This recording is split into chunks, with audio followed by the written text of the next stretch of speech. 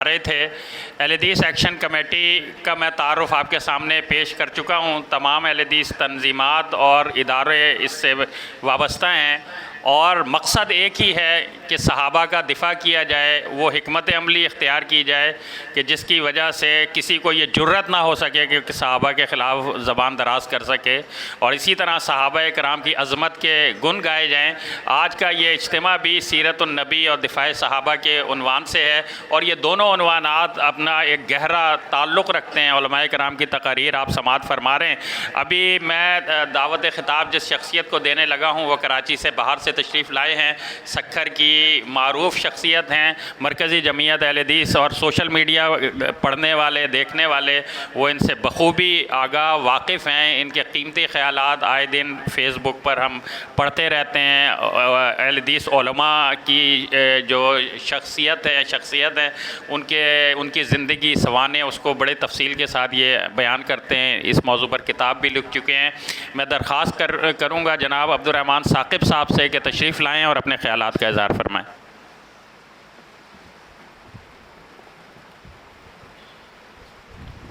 السلام علیکم ورحمۃ اللہ وبرکاتہ۔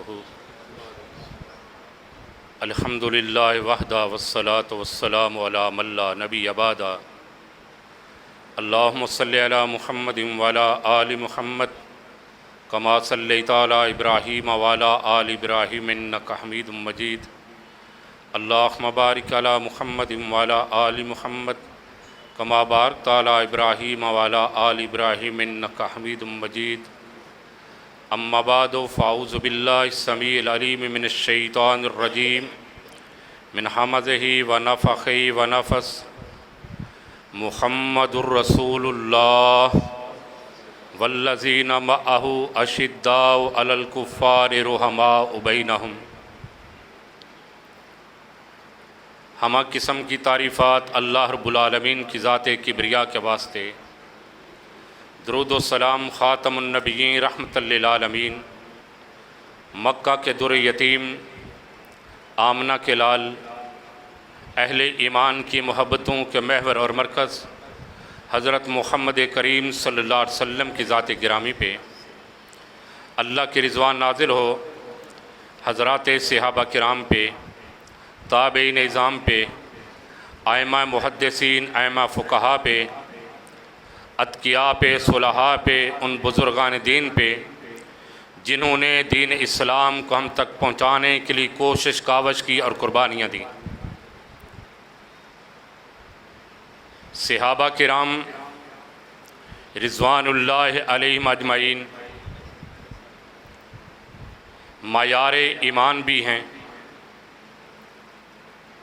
اور صحابہ کرام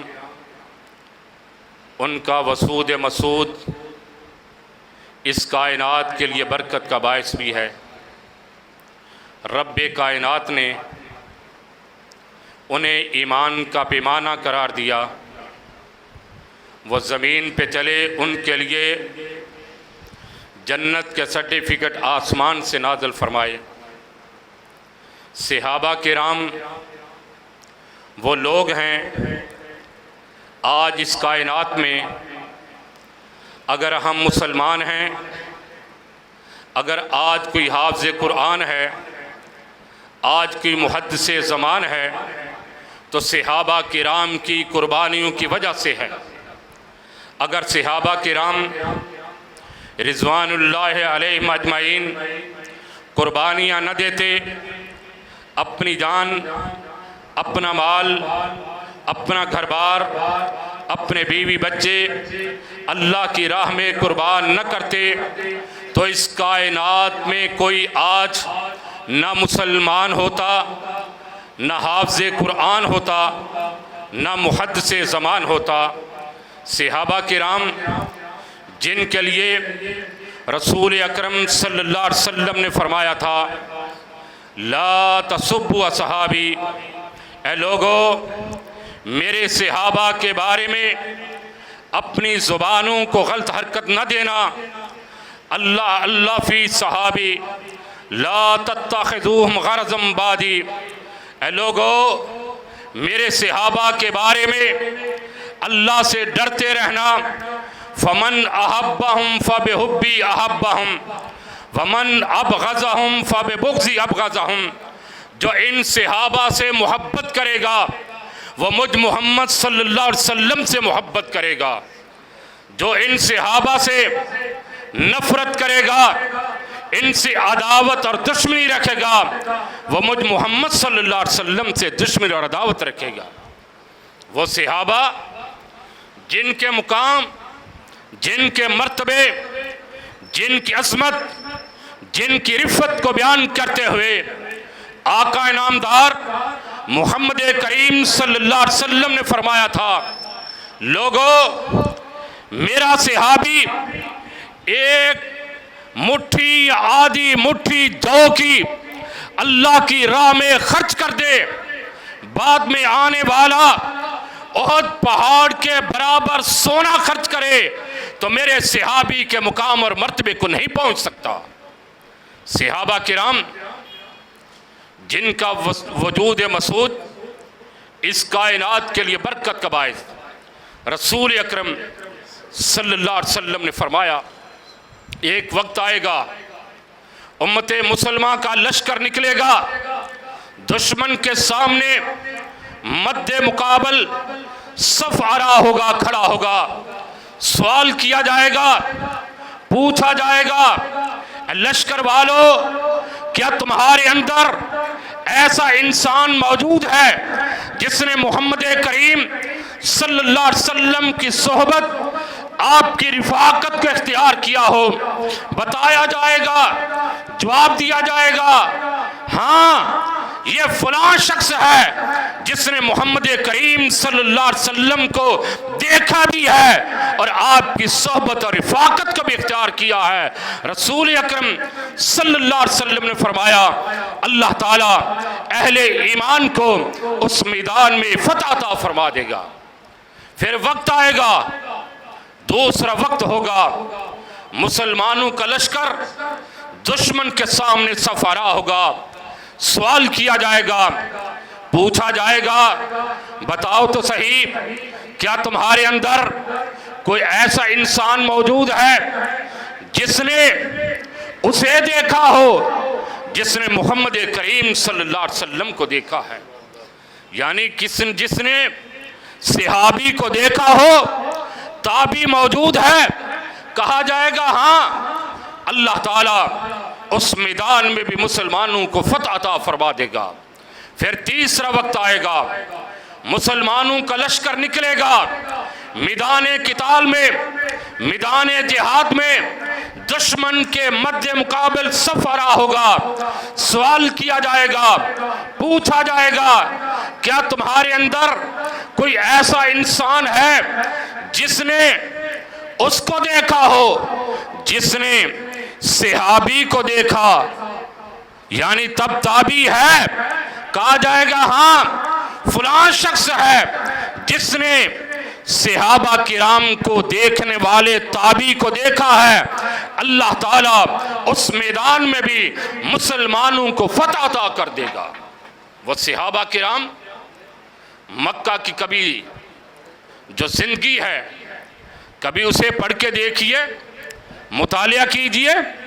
کس طرح سے صحابہ مارے کھاتے ہوئے نظر آتے ہیں، کبھی خباب بن ارت، کبھی بلال حبشی، کبھی سیدہ سمیہ اور ان کا گھرانہ کفار کے ظلم و ستم کا نشانہ بنتا ہو نظر آتا ہے۔ کبھی تاریخ میں دیکھو گے سیدہ زنیرہ نظر آئے گی، وہ زنیرہ جس کا ایمان اس قدر مضبوط، اللہ پہ توکل، اللہ پہ اعتماد، اللہ پہ بھروسہ اس قدر زیادہ تھا، دشمن مارتا ہے، ابو جہل تکلیفیں دیتا ہے، سر پہ چوٹیں لگاتا ہے، ضربیں لگاتا ہے، آنکھوں کی بینائی چلی جاتی ہوتی ہے، کہتا ہے اے سنیرا دیکھا لات و عزا نے تیری آنکھوں کی بینائی چھین لی ہے، تو آنکھوں کی بینائی سے محروم ہو گئی ہے، انہوں نے تیری آنکھوں کی بینائی چھین لی۔ وہ آگے سے جواب دیتی ہے، کہتی ہے یہ لات اور عزا یہ منات کچھ نہیں کر سکتے، ان کے اندر ایسا کرنے کی کوئی طاقت نہیں، ہمت نہیں، میرا رب چاہے گا، میرے رب کو منظور ہوگا، اللہ میری بینائی کو، میری بصارت کو لٹا دے گا۔ اگلا دن ہوا جب سیدہ زنیرہ رضی اللہ تعالیٰ عنہ نیند سے بیدار ہوئی، نیند سے اٹھی، ان کی آنکھوں کی بینائی واپس لوٹ چکی تھی۔ کبھی تاریخ میں مصعب بن عمیر کو پڑھ کے دیکھو، وہ مصعب بن عمیر رضی اللہ تعالیٰ عنہ، اس جیسا شہزادہ آج دنیا میں نہ ہوگا، اس جیسا جوان رانا، خوبصورت، حسین، جمیل نوجوان جو روز نیا جوڑا پہنتا، نیا جوتا پہنتا، سب سے عمدہ خوشبو استعمال کرتا، زیادہ تر وقت اپنے بالوں کو سنوارنے میں گزارتا، جب مکہ کی گلیوں میں نکلتا تو مکہ کی حسین نوجوان لڑکیاں اس کے دیدار کے لیے کھڑا ہوتی تھیں۔ اور وہی مصعب بن عمیر رضی اللہ تعالیٰ عنہ جب اسلام لے آئے، محمد کریم صلی اللہ علیہ وسلم کے ہاتھ میں ہاتھ دے کے کلمہ پڑھ لیا، مسلمان ہو گئے، اور انہوں نے آپ صلی اللہ علیہ وسلم کا ساتھ نبھانے کا عزم کر لیا، حالت یکسر بدل جاتی ہے، اور پھر وہ وقت آتا ہے جب رحمت کائنات صلی اللہ علیہ وسلم انہیں مدینہ منورہ میں معلم اسلام بنا کے، اسلام سکھانے والا استاد بنا کے، مدرس بنا کے بھیجتے ہیں۔ وہاں جا کے انہوں نے اپنے میٹھے انداز سے نوجوانوں کی کایا پلٹ دی، اور پھر وہی مصعب بن عمیر ہے رضی اللہ تعالیٰ عنہ جب جنگ میں شہید ہو جاتے ہیں تو حالت یہ ہے کہ مصعب بن عمیر کفن پہنانے کے لیے، کفن دینے کے لیے ایک چادر ہے، اور چادر بھی اتنی چھوٹی ہے، سر پہ ڈالی جاتی ہے، پاؤں ننگے ہوتے ہیں، پاؤں پہ ڈالی جاتی ہے، سر ننگا ہو جاتا ہے۔ رحمت کائنات صلی اللہ علیہ وسلم جب یہ منظر دیکھتے ہیں، آپ فرماتے ہیں سر پہ چادر ڈال دو اور پاؤں پہ گھاس ڈال کے قبر کو بند کر دو، اور اس کی قبر کے سرہانے کھڑے ہو کے قرآن مجید کی آیت تلاوت کرتے ہیں، من المؤمنین رجال صدقوا ما عاہدوا اللہ علیہ فمنہم من قضا ومنہم من ينتظر۔ ایسے لوگ ہیں جنہوں نے اپنے رب سے کیے ہوئے وعدے کو پورا کر دیا۔ ایک وہ عبد العزہ تھا جس کا نام رسول اکرم صلی اللہ علیہ وسلم نے عبداللہ رکھا، ذوالبہ جدین لقب ملا۔ وہ عبداللہ پیدا ہوا، باپ کا سایہ سر سے اٹھ گیا، چچا نے یتیم بھتیجے کی کفالت کی، اسے گائے دی، بکریاں دیں، اونٹ دیے، اور ان کے دل میں اسلام کی شمع روشن ہو گئی، وہ مسلمان ہونا چاہتے ہیں۔ جب رحمت کائنات صلی اللہ علیہ وسلم مکہ فتح کر کے واپس لوٹتے ہیں، وہ عبداللہ جن کا نام عبد العزہ تھا اپنے چچا کے پاس جاتا ہے، جا کے کہتا ہے چچا جان میں نے بڑی دیر انتظار کیا، آپ مسلمان ہو جائیں گے، محمد کریم صلی اللہ علیہ وسلم کے غلام بن جائیں گے، ساتھی بن جائیں گے، لیکن مجھے لگتا ہے آپ مسلمان نہیں ہوں گے، مجھے اپنی زندگی پہ زیادہ یقین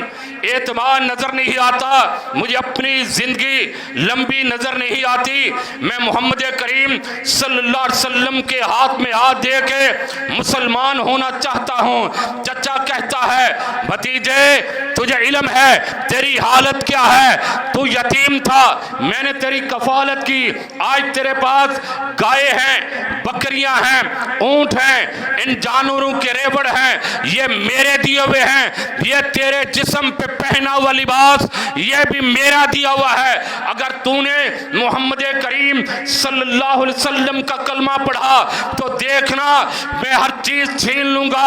گائے بھی چھین لوں گا، بکریاں بھی چھین لوں گا، اونٹ بھی چھین لوں گا، یہاں تک کہ تیرے جسم کے کپڑے بھی اتروا لوں گا۔ اسلام کی شمع دل میں روشن ہو چکی۔ عبدالعزیٰ کہتا ہے اے چچا جو جی چاہے کر لے، اب جو اسلام کی شمع دل میں روشن ہو چکی ہے یہ بجھ نہیں سکتی، اب میں ہر صورت میں اسلام قبول کر کے رہوں گا۔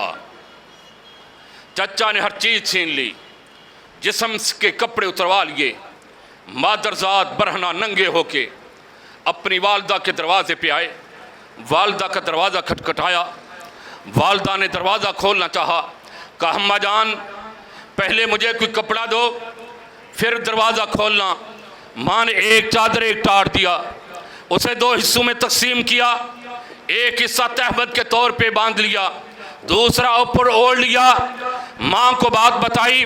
اور کہا میں مدینہ منورہ جا رہا ہوں،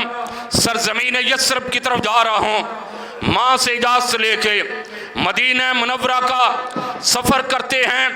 پا پیادہ جاتے ہیں، چلتے ہوئے دن اور رات سفر کرتے ہوئے مدینہ منورہ پہنچتے ہیں۔ رات کا وقت تھا، جا کے مسجد نبوی میں بیٹھ گئے، صحن میں بیٹھ گئے اور صحن میں بیٹھ کے انتظار کرتے ہیں، انتظار کرتے ہیں